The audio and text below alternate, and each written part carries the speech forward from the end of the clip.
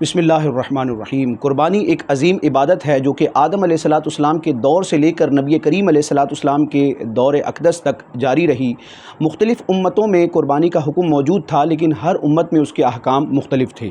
شریعت محمدیہ میں بھی قربانی کے بہت سارے احکام نبی کریم رؤوف الرحیم صلی اللہ تعالیٰ علیہ وآلہ وسلم نے بیان فرمائے، اور آپ علیہ السلام کے فرامین کی روشنی میں صحابہ کرام نے، تابعین نے اور امت کے مجتہدین نے، فقہا نے ان احکام کو مزید وضاحت کے ساتھ امت کے سامنے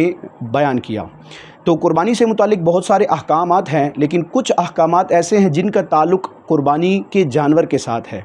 یعنی جس جانور کو ہم نے قربان کرنا ہے اس میں کس طرح کے اوصاف ہونا ضروری ہے، اور اس جانور کا کن عیوب سے، کن خامیوں سے، کن نقائص سے، کن عیبوں سے پاک ہونا، صاف ہونا یہ ضروری ہے۔ تو شریعت کے بہت سارے احکامات ہیں۔ یہ ایک رسالہ ہے، الرسالۃ الموحیہ لاحکام عیوب الاضحیہ، اس کا اردو نام ہے قربانی کے جانور کے عیوب کی تفصیلات۔ الحمدللہ اس رسالے کو میں نے مرتب کیا، اور قربانی کے جانور میں پائے جانے والے وہ عیوب جن کی وجہ سے قربانی نہیں ہوتی ان کو اس میں مختصر انداز میں ذکر کرنے کی کوشش کی ہے۔ ہم قربانی کے لیے جس جانور کا انتخاب کر رہے ہیں تو افضل، اولیٰ اور بہتر یہ ہے کہ جانور ہم ایسا منتخب کریں، ایسا جانور سلیکٹ کریں کہ جس میں کسی قسم کا ظاہری طور پر کوئی عیب نہ ہو،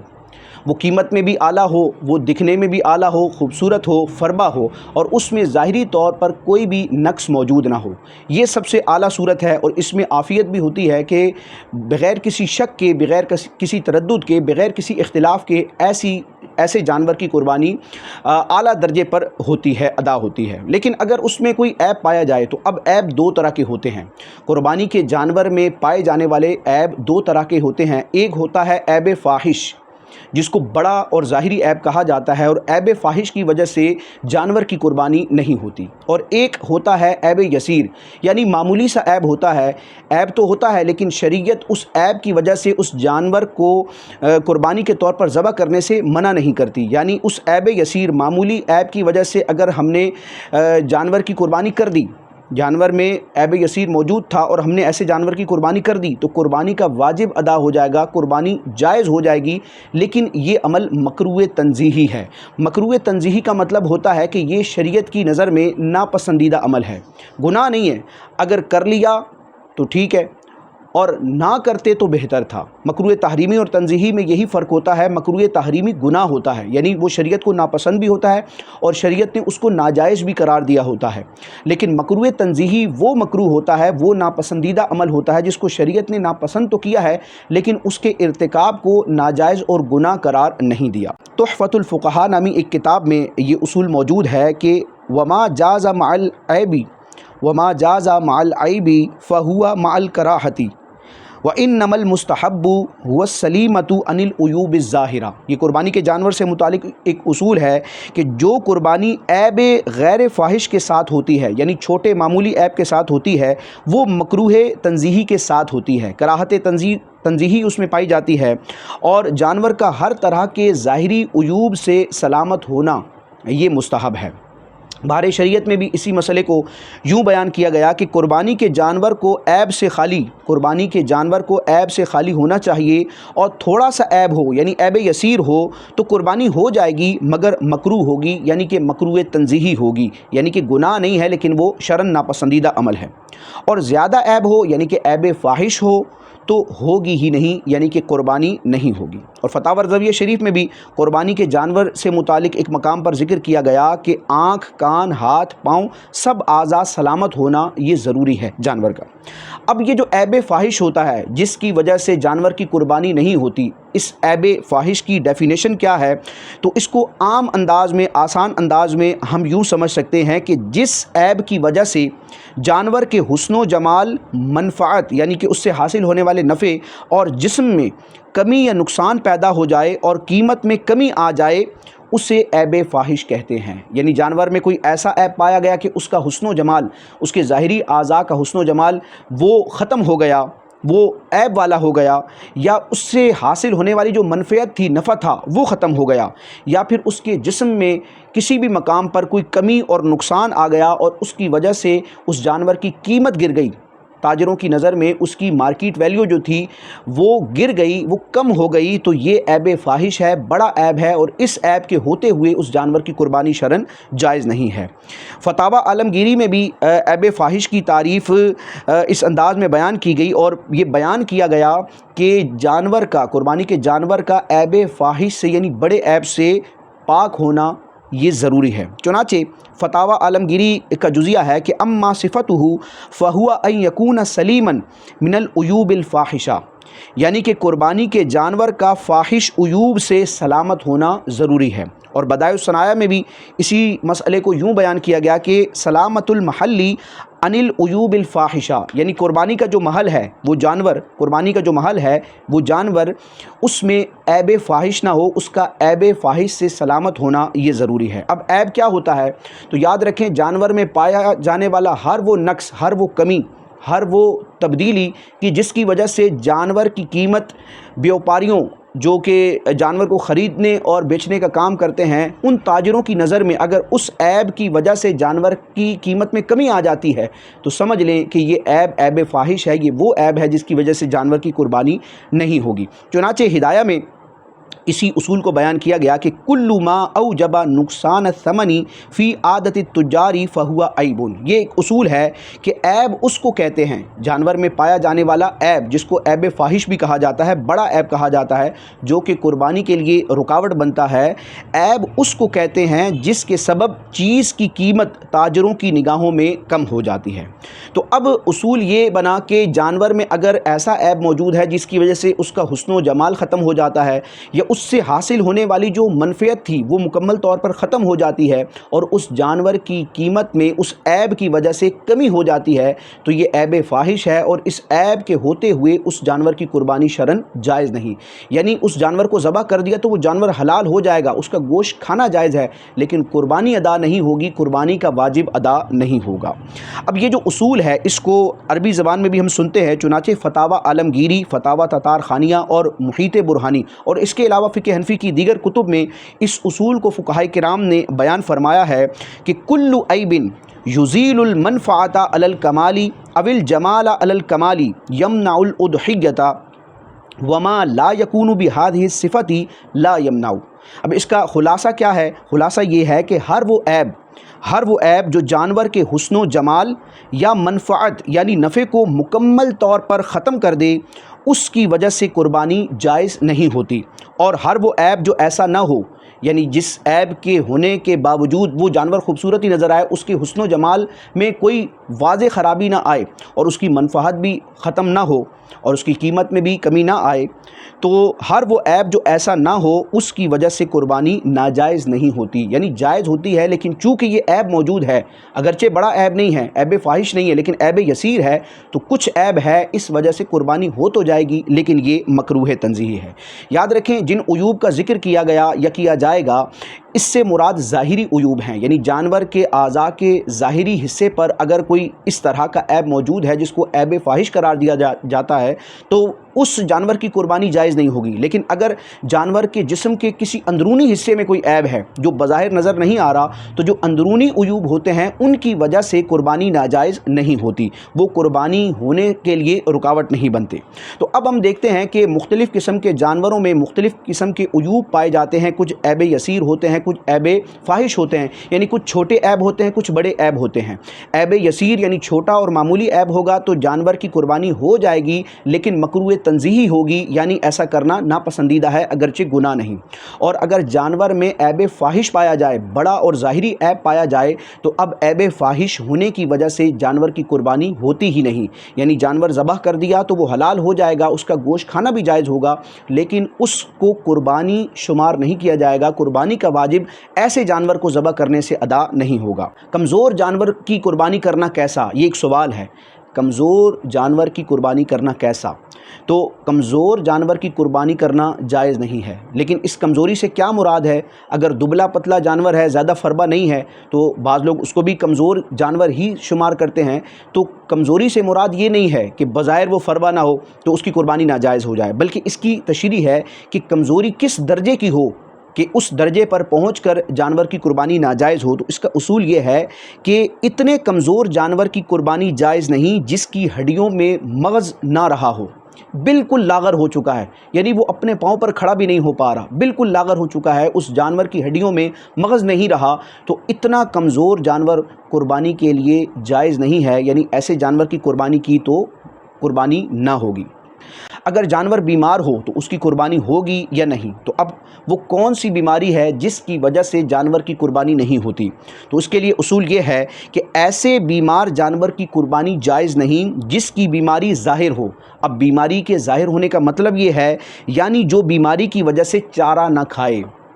جانور اگر بیمار ہے اور اس حد کا بیمار ہے، اس درجے کا بیمار ہے کہ اس بیماری کی وجہ سے وہ جانور چارہ نہیں کھا پا رہا، اپنی غذا نہیں کھا پا رہا، تو یہ بیماری اس جانور کے قربانی کے لیے جائز ہونے میں رکاوٹ پیدا کرے گی۔ تو ایسا جانور کہ وہ بیمار ہے اور اس بیماری کی وجہ سے وہ چارہ نہیں کھا پا رہا تو اس کی قربانی نہیں ہوگی۔ اگر جانور لنگڑا ہے تو لنگڑے جانور کی قربانی ہوگی یا نہیں؟ تو اس کے لیے اصول یہ ہے کہ ایسے لنگڑے جانور کی قربانی جائز نہیں جو خود اپنے پاؤں سے قربان گاہ تک نہ جا سکے،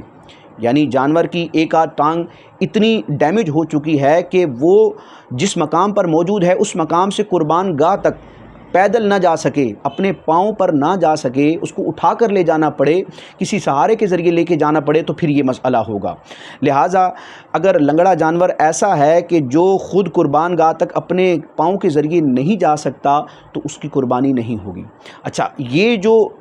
جانور کے لنگڑا پن کا حکم بیان کیا گیا، تو اس میں جانور کے لنگڑے ہونے سے مراد یہ ہے کہ جس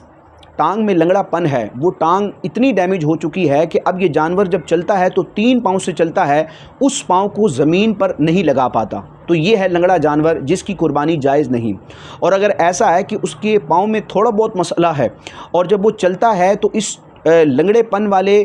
پاؤں کو بھی زمین پر رکھتا ہے، سہارا دیتا ہے، تو اب ایسے جانور کی قربانی ہو جائے گی، لیکن چونکہ یہ عیب موجود ہے، عیب یسیر موجود ہے، تو مکروہ تنزیہی ہوگی۔ لہٰذا اس کا اصول یہ ہے کہ جانور کے لنگڑے ہونے سے مراد یہ ہے کہ جس پاؤں میں لنگڑا پن ہے اس کے ذریعے چلنا ممکن ہی نہ ہو، صرف 3 پاؤں سے چلے، تو ایسا جانور قربانی کے لیے جائز نہیں۔ لہٰذا اگر جانور چوتھے یعنی لنگڑے پن والے پاؤں کو زمین پر رکھ کر چلنے میں اس سے سہارا لیتا ہو تو ایسے جانور کی قربانی جائز ہوگی۔ اگر جانور پاگل ہو تو پاگل جانور کی قربانی ہوگی یا نہیں؟ تو یاد رکھیں، پاگل جانور کی قربانی نہیں ہوتی، لیکن اس کے لیے ایک شرط ہے۔ وہ شرط کیا ہے؟ ہم توجہ سے سنیں۔ پاگل جانور کی قربانی کا حکم: ایسے پاگل جانور کی قربانی جائز نہیں ہے جو گھاس نہ چرتا ہو، کیونکہ یہ بات جانور کو ہلاکت کی طرف لے جانے والی ہے کہ وہ چارہ نہیں کھائے گا، گھاس نہیں کھائے گا تو وہ ہلاک ہو جائے گا، لاغر ہو جائے گا۔ لہٰذا یہ عیب فاحش ہے، یہ بڑا عیب ہے۔ ہاں، جنون یعنی پاگل پن کے باوجود اگر جانور چرتا ہو تو اس کی قربانی جائز ہو جائے گی۔ تو اصول یہ بنا کہ اگر جانور پاگل ہے، جنون والا ہے، تو اگر اس پاگل پن کی وجہ سے وہ چارہ نہیں کھا پا رہا، وہ گھاس وغیرہ نہیں کھا پا رہا، تو اب ایسے پاگل جانور کی قربانی جائز نہ ہوگی۔ لیکن اگر جانور پاگل ہے لیکن پاگل پن کے باوجود وہ غذا کھا رہا ہے، چارہ کھا رہا ہے، گھاس کھا رہا ہے، تو اس کی قربانی ہو جائے گی، لیکن چونکہ یہ معمولی سا عیب ہے اس لیے اس کو مکروہ تنزیہی قرار دیا جائے گا، ناپسندیدہ قرار دیا جائے گا۔ جانور کا ایک عیب یہ بھی ہوتا ہے کہ اس کے کان پیدائشی طور پر ہوتے ہی نہیں یا کٹے ہوتے ہیں۔ تو یاد رکھیے، اگر جانور کے پیدائشی طور پر دونوں کان نہ ہوں یا ایک کان نہ ہو تو ایسے جانور کی قربانی نہیں ہوتی۔ اسی طرح وہ جانور کہ اس کے کان موجود تھے لیکن کاٹ دیے گئے، تو دونوں کان کاٹ دیے گئے یا ایک کان کاٹ دیا گیا، ایسے جانور کی قربانی جائز نہیں۔ اس کا اصول یہ ہے، کان کٹے جانور کی قربانی کا کیا حکم ہے؟ تو اس کا حکم یہ ہے کہ ایسے جانور کی قربانی جائز نہیں جس کے پیدائشی دونوں کان نہ ہوں یا ایک کان نہ ہو۔ تو ایسے جانور کی قربانی جائز نہیں جس کے پیدائشی دونوں کان نہ ہوں یا کاٹ لیے گئے ہوں۔ اسی طرح جس کا پیدائشی ایک کان نہ ہو یا کاٹ لیا گیا ہو تو ایسے جانور کی قربانی جائز نہیں، کیونکہ یہ کان کا ایک یا دو کانوں کا کٹا ہوا ہونا یا پیدائشی طور پر ہی نہ ہونا اس جانور کے حسن کو مکمل طور پر ختم کرنے والا عیب ہے، اور ایسے عیب کو عیب فاحش کہتے ہیں، اور عیب فاحش ہونے کی صورت میں جانور کی قربانی جائز نہیں ہوتی۔ اگر قربانی کا جانور اندھا یا کانا ہو تو اس کی قربانی ہوگی یا نہیں؟ تو اس سے متعلق حکم یہ ہے کہ اندھے یا ایسے جانور کی قربانی جائز نہیں جس کی 1/3 یعنی 1/3 سے زیادہ نظر ختم ہو گئی ہو۔ یوں ہی ایسے کانے جانور کی قربانی جائز نہیں جس کا کانا پن ظاہر ہو۔ تو یہ اصول ہے کہ جو اندھا جانور ہے اس کی قربانی بھی جائز نہیں، اور جو ایسا کانا جانور ہے جس کا کانا پن بالکل ظاہر ہے، واضح طور پر اس کا کانا پن نظر آ رہا ہے، تو اس کی قربانی بھی جائز نہیں۔ اور وہ جانور جس کی بینائی کمزور ہو، اور وہ کمزور کتنی ہو، 1/3 سے زیادہ اس کی نظر اگر ختم ہو گئی ہے تو ایسے جانور کی قربانی بھی جائز نہیں۔ یعنی کہ ایسے جانور کو اگر ذبح کیا گیا شرعی طریقے سے تو وہ قربانی کا جانور جو ہے وہ حلال تو ہو جائے گا، لیکن اس سے قربانی کا واجب ادا نہ ہوگا۔ وہ جانور حلال ہوگا، اس کا گوشت بھی کھایا جا سکتا ہے، لیکن اس کو بطور قربانی قرار نہیں دیا جائے گا۔ قربانی کے احکام میں علماء کرام نے اس بات کو بھی ذکر کیا ہے کہ جس جانور کو قربان کیا جائے وہ جلالہ نہ ہو۔ جلالہ جانور کسے کہتے ہیں؟ جلالہ جانور وہ ہوتا ہے جو صرف گندگی کھاتا ہے، اس کے علاوہ پاک چیزیں نہیں کھاتا، یعنی گھاس وغیرہ دانہ وغیرہ وہ نہیں کھاتا، اس کا گزر بسر صرف گندی چیزوں پر ہے۔ گندی اور غلیظ چیزوں کو کھانے والا جو جانور ہوتا ہے جس کو جلالہ کہا جاتا ہے، تو ایسے جانور کی قربانی کرنا شرعاً جائز نہیں ہوتا۔ یعنی ایسے جانور کو اگر قربان کیا گیا تو وہ قربان نہ ہوگا، یعنی کہ اس سے قربانی کا واجب ادا نہ ہوگا۔ وہ جانور حلال ہو جائے گا، ذبح ہو جائے گا، لیکن اس سے قربانی کا وجوب ادا نہیں ہوگا، کیونکہ قربانی کے وجوب کی ادائیگی کے لیے یہ ضروری ہے کہ جس جانور کو ذبح کیا جا رہا ہے اس میں کوئی عیب فاحش یعنی کہ واضح اور بڑا عیب نہ پایا جائے، اور جانور کا جلالہ ہونا یہ عیب فاحش ہے۔ جلالہ جانور کی قربانی جائز نہیں۔ چنانچہ اس جانور کے لیے اصول یہ ہے، جلالہ جانور کی قربانی کا حکم یہ ہے کہ جو جانور جلالہ ہو، کہ صرف غلیظ کھاتا ہو یعنی گندگی کھاتا ہو اور کچھ نہ کھاتا ہو، اس کی قربانی جائز نہیں۔ فتاویٰ قاضی خان میں بھی اسی صورت کو اور اسی حکم کو بیان کیا گیا کہ جلالہ کی قربانی جائز نہیں ہے۔ جلالہ وہ جانور ہے جو صرف گندگی کھاتا ہو، اس کے علاوہ کچھ اور نہ کھاتا ہو۔ قربانی کے جانوروں میں یہ مسئلہ بھی بیان کیا جاتا ہے کہ خنثی جانور کی قربانی کرنا کیسا؟ خنثی جانور کی قربانی کرنا کیسا؟ تو اس کے حوالے سے فقہائے کرام نے یہ اصول بیان کیا کہ خنثی جانور کی قربانی جائز نہیں۔ خنثی جانور کو اگر ذبح کیا شرعی طریقے سے تو وہ حلال ہو جائے گا، لیکن اس سے قربانی کا واجب ادا نہیں ہوگا۔ کیوں؟ اس کی وجہ یہ ہے کہ خنثی جانور کا گوشت ایسا ہوتا ہے کہ پکانے سے بھی نہیں پکتا، یعنی پکنے میں بڑی دقت ہوتی ہے، اور جانور سے منفعت کا ایک طریقہ یہ ہے کہ جانور کو ذبح کیا جائے اور اس کا گوشت کھایا جائے۔ تو اب خنثی جانور ایسا ہے کہ جس کی منفعت ختم ہو چکی ہے، اس میں عیب آ چکا ہے، لہٰذا خنثی جانور کی قربانی جائز نہیں۔ خنثی جانور کی قربانی کا حکم فقہائے کرام یوں بیان کرتے ہیں کہ خنثی جانور کی قربانی جائز نہیں کیونکہ اس کا گوشت نہیں پکتا، لہٰذا یہ عیب فاحش ہے، یعنی کہ بڑا عیب ہے جو اس کی منفعت کو ختم کرنے والا ہے۔ تو خنثی جانور کی قربانی کرنا جائز نہیں۔ جس جانور کے دانت ٹوٹ گئے ہوں یا نہ ہوں تو اس کی قربانی کرنا کیسا؟ تو اس کے لیے فقہائے کرام نے یہ اصول بیان کیا ہے کہ جس جانور کے دانت نہ ہوں یعنی جھڑ گئے ہوں، کہ گھاس نہ کھا سکتا ہو، یعنی دانت ٹوٹنے کی وجہ سے اب وہ چارہ نہیں کھا سکتا، تو اس کی قربانی جائز نہیں، اور اگر گھاس کھا سکتا ہو تو اس کی قربانی جائز ہے۔ تو اب جانور کو دیکھ لیا جائے کہ اگر جانور کے دانت ٹوٹے ہوئے ہیں، توڑ دیے گئے ہیں، تو اب دانتوں کے ٹوٹنے کے باوجود وہ گھاس کھا رہا ہے، اس کے کھانے میں دقت نہیں ہو رہی، وہ غذا کھا رہا ہے، تو اس کی قربانی جائز ہے۔ لیکن اگر دانت ٹوٹنے کی وجہ سے اس کو کھانے میں دشواری ہو رہی ہے، وہ گھاس نہیں کھا پا رہا، تو ایسے جانور کی قربانی جائز نہیں ہوگی، کیونکہ دانتوں سے مقصود یہ ہوتا ہے کہ جانور دانتوں کے ذریعے کھانا کھاتا ہے۔ چونکہ وہ جانور کہ جس کے پیدائشی طور پر سینگ تھے ہی نہیں، کئی ایسے جانور ہوتے ہیں جن کے سینگ نہیں آتے، تو جس جانور کے پیدائشی طور پر سینگ ہی نہ ہوں اس کی قربانی بلا کراہت جائز ہے۔ جس جانور کا سینگ ٹوٹ گیا ہو یا توڑ دیا گیا ہو تو اس کی قربانی کرنا کیسا؟ تو تو اس حوالے سے فقہائے کرام نے یہ اصول بیان کیا کہ اگر جانور کا سینگ جڑ سے ٹوٹا، یعنی کہ سر کے جس مقام سے وہ سینگ اگ رہا تھا اسی مقام سے جڑ سے وہ ٹوٹا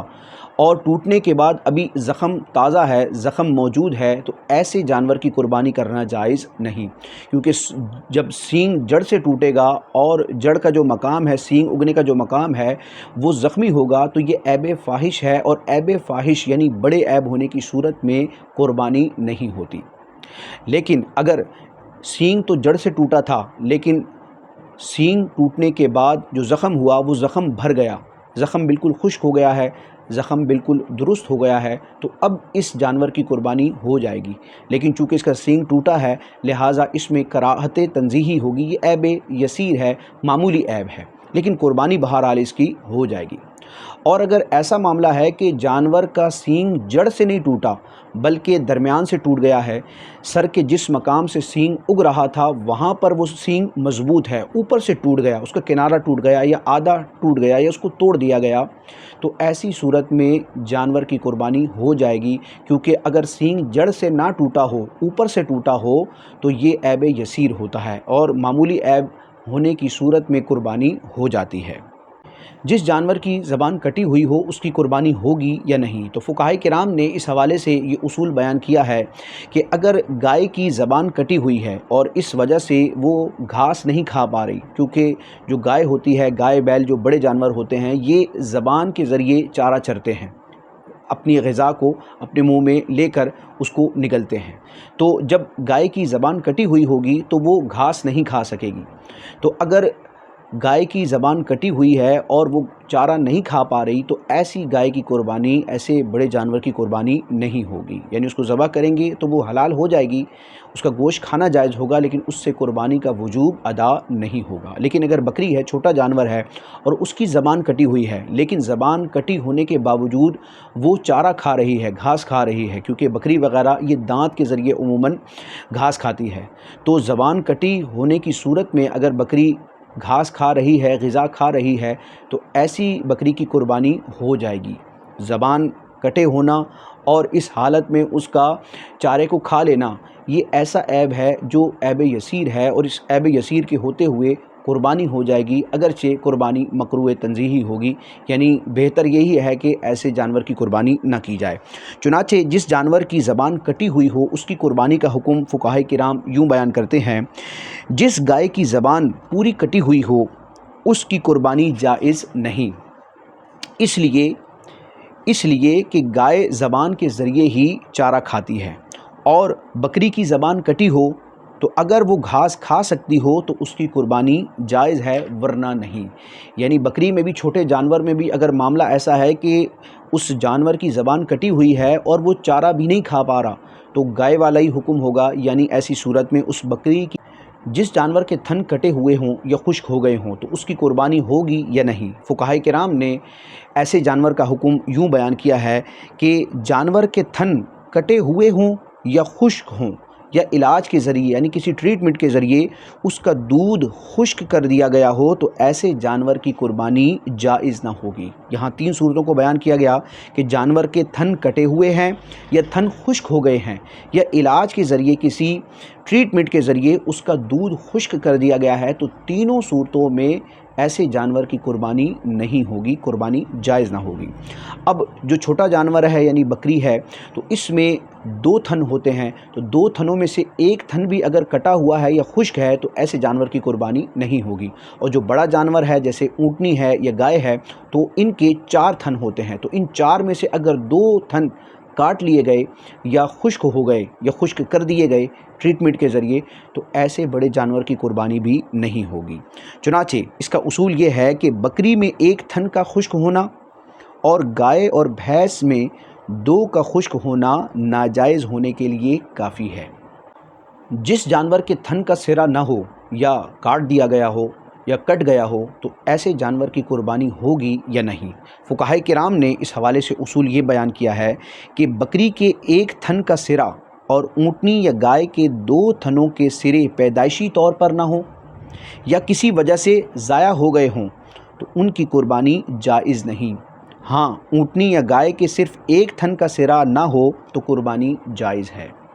اگر جانور کی ناک کٹی ہوئی ہو تو اس کی قربانی ہوگی یا نہیں؟ فقہائے کرام نے اس حوالے سے یہ اصول بیان کیا کہ جس جانور کی ناک کٹی ہوئی ہو اس کی قربانی جائز نہیں، یعنی اگر ایسے جانور کو ذبح کیا تو وہ حلال ہو جائے گا لیکن اس سے قربانی کا وجوب ادا نہیں ہوگا۔ وہ جانور جس کا پاؤں کٹا ہوا ہو اس کی قربانی ہوگی یا نہیں؟ فقہائے کرام ایسے جانور کے حوالے سے بیان کرتے ہیں کہ جس جانور کا ایک پاؤں کٹا ہوا ہو تو اس کی قربانی جائز نہیں۔ جس جانور کا ایک پاؤں کٹا ہوا ہو، وہ چھوٹا جانور ہو یعنی بکری یا بکرا ہو یا بڑا جانور ہو، جس جانور کا ایک پاؤں کٹا ہوا ہو اس کی قربانی جائز نہیں۔ جب ایک پاؤں کٹے جانور کی قربانی جائز نہیں تو جس جانور کے ایک سے زیادہ پاؤں کٹے ہوں اس کی قربانی بدرجہ اولا جائز نہ ہوگی۔ اگر جانور کا کان، اس کی دم، اس کا کوہان وغیرہ کوئی جسم کا حصہ کٹا ہوا ہو تو اس کی قربانی ہوگی یا نہیں؟ فقہائے کرام نے اس حوالے سے یہ اصول بیان کیا ہے کہ جس جانور کا کان، دم، چکی یا کوہان وغیرہ کوئی عضو، جسم کا کوئی حصہ ایک تہائی یعنی 1/3 سے زیادہ کٹا ہوا ہو تو اس کی قربانی جائز نہیں ہوگی۔ اگر ایک تہائی یا اس سے کم کٹا ہوا ہو تو قربانی ہو جائے گی لیکن مکروہ تنزیہی ہوگی۔ تو اصول سامنے آ گیا کہ جانور کا کان یا اس کی دم یا اس کا کوہان یا اس کی چکی اگر وہ کٹی ہوئی ہے تو دیکھا جائے گا کہ جس عضو میں یہ کٹ ہے، جو عضو کٹا ہوا ہے اس کی ایک تہائی سے کم کٹا ہوا ہے، ایک تہائی کے برابر ہے یا ایک تہائی سے زیادہ ہے۔ اگر 1/3 ایک تہائی سے زیادہ کٹا ہوا ہے تو اس کی قربانی نہیں ہوگی، اور اگر اس عضو کا ایک تہائی یا اس سے کم کٹا ہوا ہے تو ایسے جانور کی قربانی ہو جائے گی لیکن مکروہ تنزیہی ہوگی، کیونکہ جب جانور کی دم، اس کا کان، اس کا کوہان یا چکی وغیرہ ایک تہائی یا ایک تہائی سے کم کٹی ہوئی ہوگی تو اب اس میں عیب یسیر ہے، یعنی معمولی عیب ہے، اور معمولی عیب کے ہوتے ہوئے قربانی تو ہو جاتی ہے لیکن یہ قربانی مکروہ تنزیہی ہوتی ہے، اس سے بچنا بہتر ہوتا ہے۔ لیکن اگر جانور کی دم، جانور کا کان، اس کا کوہان یا چکی وغیرہ ایک تہائی سے 1/3 سے زیادہ کٹا ہوا ہے تو اب یہ عیب فاحش ہے، یعنی بڑا عیب ہے، یہ وہ عیب ہے جو قربانی سے مانع ہوتا ہے، لہٰذا ایسے جانور کی قربانی نہیں ہوگی۔